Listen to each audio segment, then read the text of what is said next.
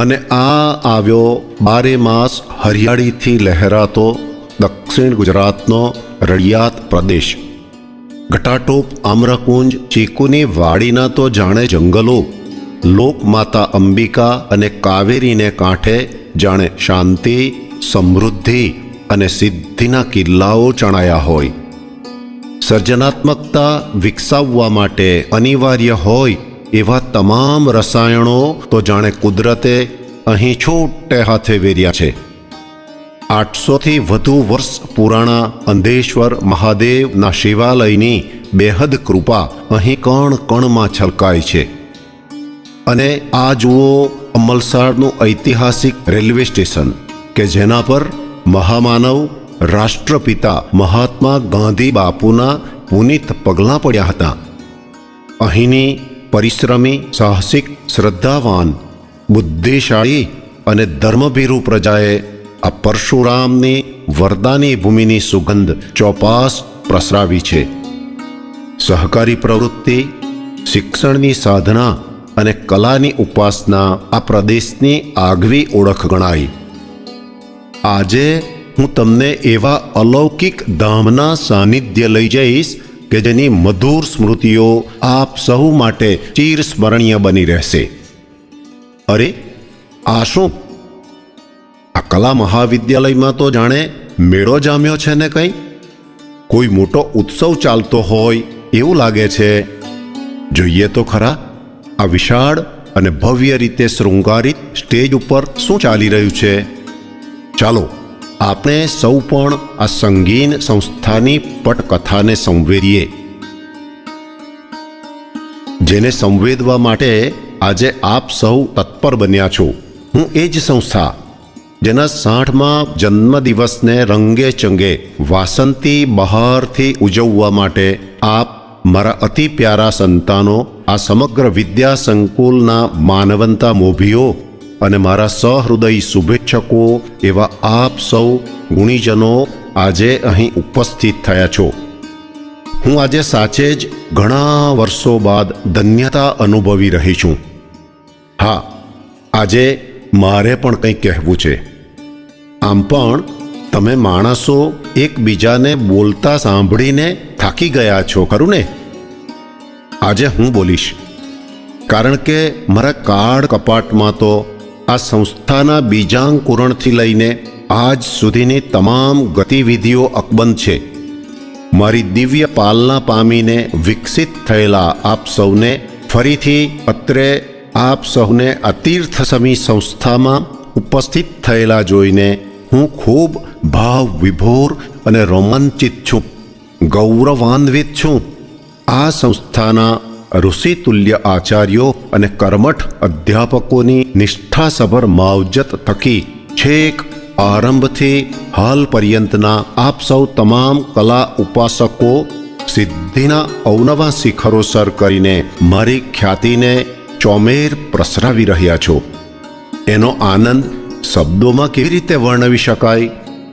આજે તો તમે સૌ તમારી કલાના કસબથી ઓળખાવ છો, પણ શું તમને યાદ છે ખરું જ્યારે તમે સૌ કલા જગતમાં પહેલા વહેલા પાપા પગલી કરીને આ જ આંગણે સહજ કુતૂહલ, થોડોક ક્ષોભ અને સંકોચ સાથે પ્રવેશેલા ત્યારના દિવસો યાદ છે?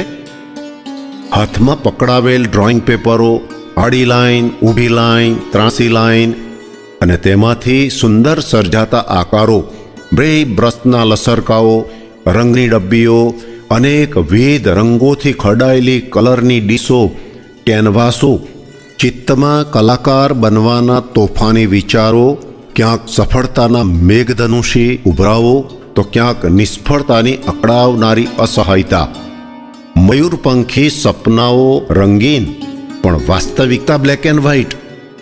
આખો દિવસ એ જ માથાકૂટો, પ્રથમ શ્રેણીના ને દ્વિતીય શ્રેણીના ને બહુરંગીય અને તટસ્થ રંગોની મથામણ. ક્યારેક વર્ગખંડમાં તો ક્યારેક વગડામાં, ક્યારેક મંદિરમાં તો ક્યારેક મૂર્તિ સામે, ક્યારેક જળ પથ્થરો વચ્ચે તો ક્યારેક ચેતન ઝરણાઓ સામે, ક્યારેક ભારે ખમ પ્રવચનો તો ક્યારેક પર્યટનો, ક્યારેક શબ્દોથી કલાની સાધના તો ક્યારેક સાધનોથી કલાનું અવતરણ, સ્વસર્જનનો અદ્ભુત આનંદ, અલગારી અનિયંત્રિત વિચાર વૈભવના વંટોળ, ક્યારેક હાથ થંભે તો દિમાગનો ધક્કો, જો દિમાગ થંભે તો દિલનો ધક્કો, અને દિલ થંભે તો દિલ કદી ના થંભે, કારણ કે કલાકારનું દિલ અને ફ્રેન્ડ, ફિલોસોફર તથા ગાઈડની ત્રિવિધ ભૂમિકા ભજવતા અલગારી અને અનુભવ તથા જ્ઞાન કૌશલ્યોથી સમૃદ્ધ વંદનીય ગુરુજનોનો માથે વરદાની હાથ. મને બરાબર યાદ છે, આપ સહુ કલા ઉપાસકોની મીઠી મૂંઝવણો, નિષ્ઠાસભર મથામણો, ભવ્ય સર્જનો, પ્રામાણિક પુરુષાર્થ અને અણધારી સફળતા ટાણે આપ સૌએ અનુભવેલા અદ્ભુત કાર્ય સંતોષની હું સાક્ષી છું. હા, મેં તમને તમારી નિષ્ફળતાનો આક્રોશ, તમારા બેસવાના ગોળ સ્ટોલ ઉપર, તમારા કાયમી સંગાથી એવા ડેસ્ક, પતરાના ડબ્બાઓ અને નિર્દોષ બ્લેકબોર્ડ ઉપર ઉતારતા પણ જોયા છે, અને તમારી આ બંડખોર પ્રવૃત્તિઓને હસતા મોઢે સહન કરી, તમને સૌને ઉદાર દિલથી માફ કરી, સતત આગળ વધવા માટેની પ્રેરણા આપતા પેલા ઋષિતુલ્ય જસુભાઈ નાયકની ઝવેરી વૃત્તિને શું કહેવું? મારા સર્જનનું એક જાજરમાન અને ભવ્ય સંસ્થા તરીકે જેમણે સ્વપ્ન સેવેલું અને એની દિવ્ય પુરુષાર્થના પ્રસવેદથી પાલના કરેલી એ સંઘર્ષી સમયગાળાને યાદ કરીને આજે પણ હું ભાવ વિભોર બનું છું. આપ સૌને કદાચ એ જાણીને નવાઈ લાગશે કે ડીટીસી કોલેજના નામે આરંભે ઓળખાતી હું નગર શ્રેષ્ઠી શ્રીમાન હીરાચંદ ધૂળચંદ શાહના ઉદાર દાનથી કાર્યાન્વિત થયેલી હાઈસ્કૂલના એક નાનકડા ખૂણામાં ખુલ્લા આકાશ નીચે આંબાના વિશાળ વૃક્ષોની શીતળ છાયામાં એક લાડકી દીકરીની જેમ પાંગરેલી. ત્યારબાદ કલાગુરુ શ્રીમાન જસુભાઈ નાયક અને તત્કાલીન વંદનીય ગુરુજનોની તીવ્ર ઝંખનાના પરિપાક રૂપે BA મહેતા કલા મહાવિદ્યાલયના નવા નામાભિધાન સાથે મારું નવ સંસ્કરણ થયેલું. કેળવણી મંડળના તત્કાલીન સહુ મોભીઓના અને આ ભવ્ય રંગમંદિરના ઉદાર દાતાઓની ભદ્ર ભાવનાની પણ હું સાક્ષી છું. મારા આ નવા ભવનના નિર્માણ વખતે પોતાના અભ્યાસને સમાંતર છોકરીઓને સિમેન્ટની ભરેલી કોથળીને ચાર ખૂણેથી ઊંચકીને પરસેવે રેબઝેબ થઈને પણ આ નવા નિર્માણમાં સહયોગી બનવાનો દિવ્ય સંતોષ માણતી મેં જોઈ છે.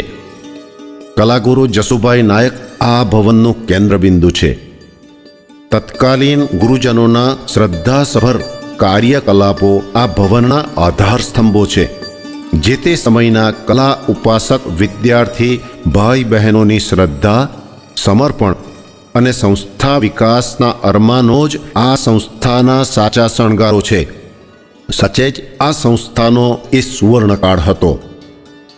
આપણા ગુજરાત રાજ્યના તત્કાલીન મુખ્યમંત્રી અને વર્તમાન સમયમાં વૈશ્વિક સ્તરે વિરાટ નેતા તરીકે નિખરી ચૂકેલ આપણા લોકલાડીલા પ્રધાનમંત્રી શ્રી નરેન્દ્રભાઈ મોદીજીએ પણ આપણી સંસ્થા દ્વારા શૃંગારિત ભવ્ય ચિત્ર પ્રદર્શનને મોકળા મને બિરદાવ્યું હતું. સાચે જ તે ધન્યતાની ક્ષણો હતી.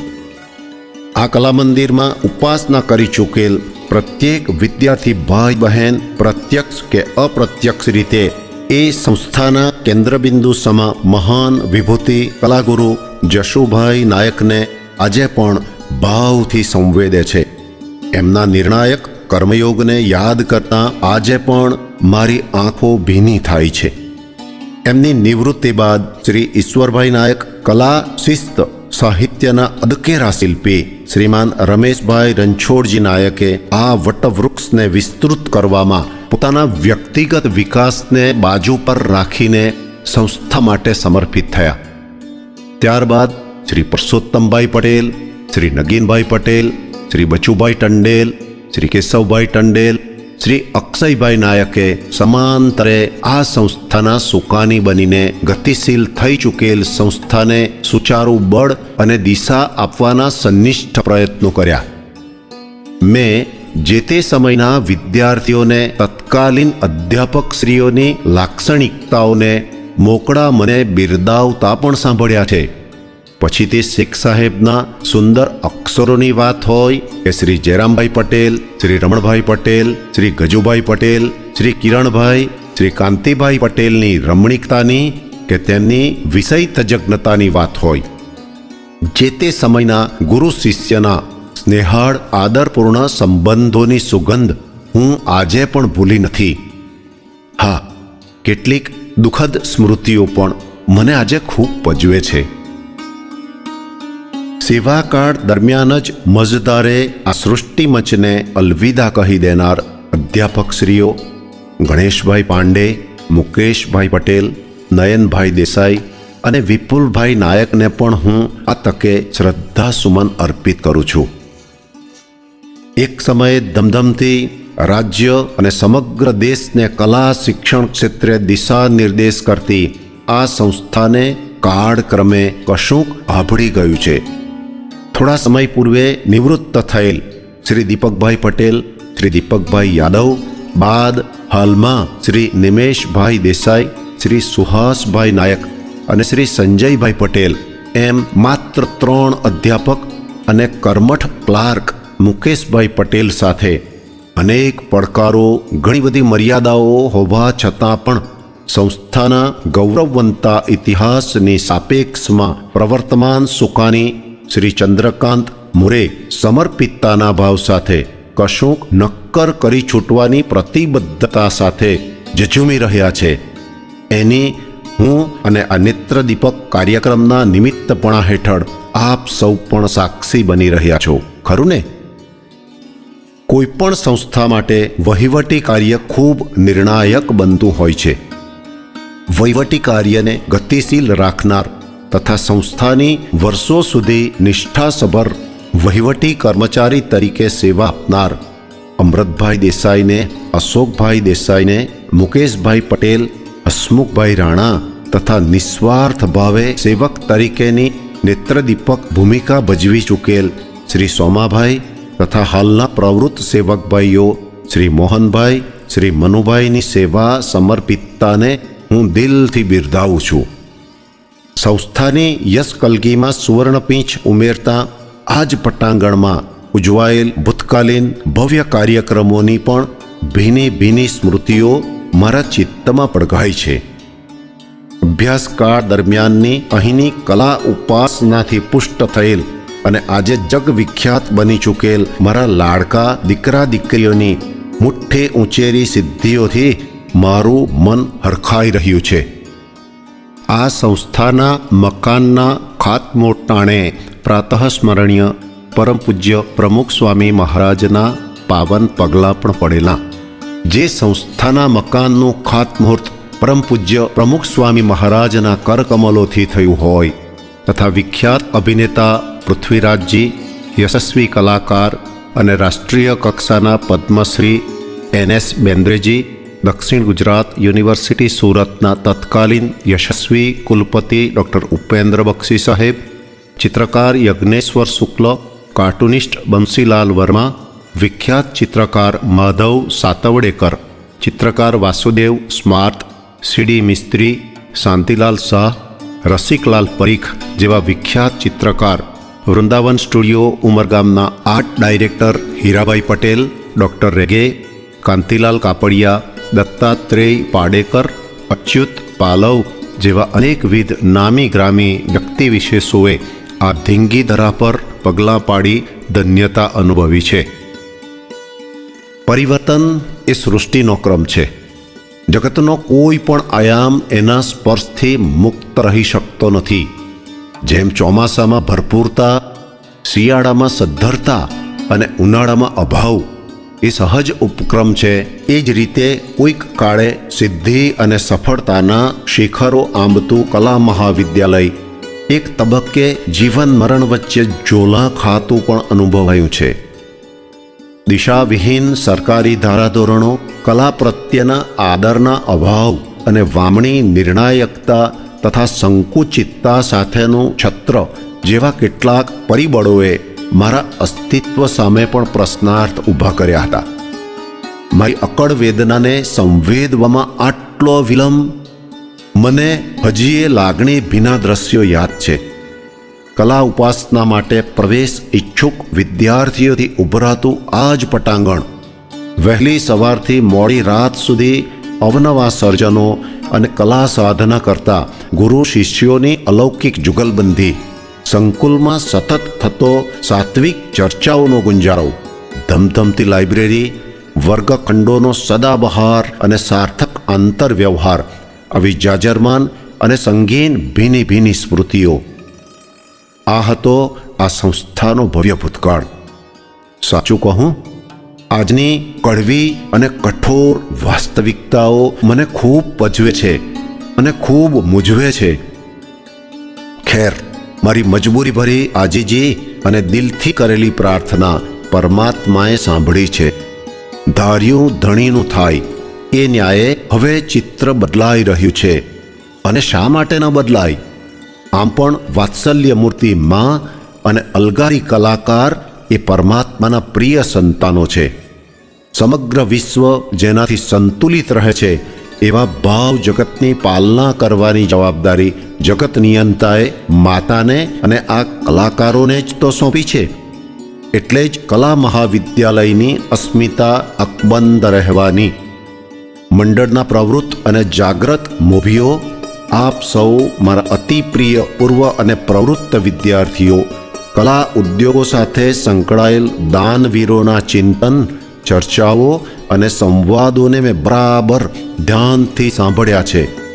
આપ સૌની આ સંસ્થાને ફરીથી યશસ્વી બનાવવાની શુભ ચેષ્ટાને હું દિલથી આવકારીને આશીર્વાદ આપું છું. મને અખૂટ શ્રદ્ધા અને ખાતરી છે કે આજનો આ રૂડો અવસર સંસ્થાના ઐતિહાસિક વિકાસ માટે કલા મહાવિદ્યાલયના ઇતિહાસમાં સોનેરી અક્ષરે લખાવાનો. વાહ, આ નયનરમ્ય પટકથા સાચે જ અદ્ભુત અને અદ્વિતીય છે. ધન્ય છે ધીંગીધરાને ને ધન્ય એના કુળને, મહેકશે આ વૃક્ષ ગેગુર ધન્ય એના મૂળને. કાળ પણ કરવટ બદલશે, સર્જશે પુનઃ વસંત. જગત ભલે જંગે ચડે પણ કલાનો ક્યાં હોય અંત. ઓમ શાંતિ.